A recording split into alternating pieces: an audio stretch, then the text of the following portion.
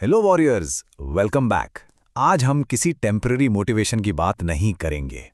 नहीं, आज हम एक ऐसी रूल बुक के बारे में जानेंगे जो आपके माइंड को, आपके दिमाग को एकदम लोहे जैसा मजबूत बना सकती है। इसका नाम है द मेंटल टफनेस हैंडबुक।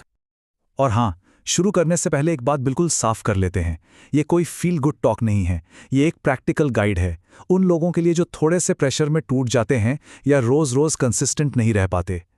तो अगर एक अनब्रेकेबल माइंड बनाना आपका भी मिशन है तो इस विश्लेषण को बहुत ध्यान से समझना। चलिए शुरू करते हैं। तो सबसे पहला और सबसे जरूरी सवाल, आखिर ये मेंटल टफनेस है क्या चीज?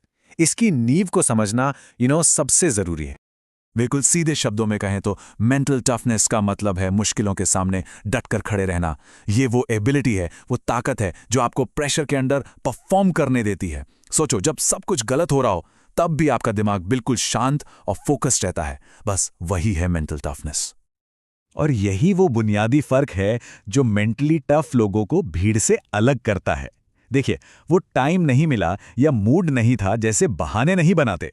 वो मुश्किल काम से, उसके दर्द से भागते नहीं हैं, बल्कि उसे सहने की हिम्मत रखते हैं।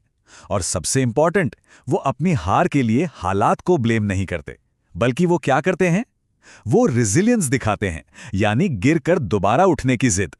अपने टारगेट पर फोकस्ड रहते हैं और डर के होते हुए भी एक्शन लेते हैं। और इस सेक्शन का सबसे बड़ा टेक अवे यही है। हम लोग घंटों जिम में बॉडी बनाने पर फोकस करते हैं, लेकिन ये हमेशा याद रखें, असली ताकत दिमाग से शुरू होती है। एक स्ट्रांग माइंड ही एक स्ट्रांग बॉडी की नींव रखता है, हमेशा।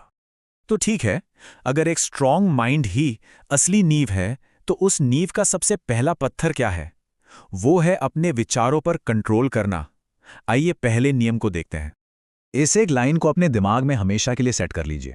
हमारे दिमाग में पता है दिन भर में 50,000 से भी ज्यादा विचार आते हैं, और रिसर्च कहती है कि उनमें से ज्यादातर या तो नेगेटिव होते हैं या रेपिटेटिव।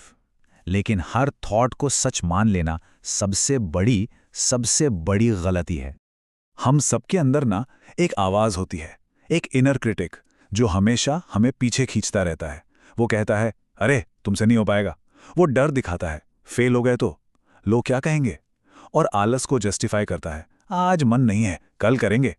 ये सारे विचार, ये सारी आवाजें आपकी मेंटल एनर्जी को धीरे धीरे खत्म कर देती हैं। तो फिर इसे जीतना कैसे है? तरीका बहुत सिंपल है। अपने विचारों के मालिक बनो, उनके गुलाम नहीं। जब भी कोई नेगेटिव थॉट आए ना, उसे बस एक दूर से देखने वाले की तरह ऑब्जर्व करो। उससे लड़ो मत, उसे दबाओ नहीं, बस देखो। समझो, एक विचार का आना आपके कंट्रोल में नहीं है, लेकिन उस विचार पर एक्शन लेना या ना लेना वो 100% आपके कंट्रोल में है। चलो, विचारों को ऑब्जर्व करना तो सीख लिया। अब अगला कदम है एक्शन की दुनिया में। और यहां आता है रूल नंबर 2, आराम को नहीं, तकलीफ को अपना साथी बनाओ। ये एक यूनिवर्सल सच है, इसे गांठ बांध लीजिए। अगर आप हमेशा वही करते रहेंगे जो आसान है, तो आपका माइंड कभी भी स्ट्रांग नहीं बन पाएगा। असली ग्रोथ, असली ताकत हमेशा कंफर्ट जोन के बाहर ही मिलती है। और ग्रोथ का रास्ता इन चीजों से होकर जाता है। जब वर्कआउट में बॉडी बिल्कुल थक चुकी हो, तब एक और रैप मारना। वो जरूरी बातें करना जिनसे आप हमेशा बचने की कोशिश करते हैं। और रोज सुबह उठकर अपना काम शुरू करना, चाहे मन हो या बिल्कुल ना हो। यही वो आग है जिसमें मेंटल टफनेस तपकर तैयार होती है।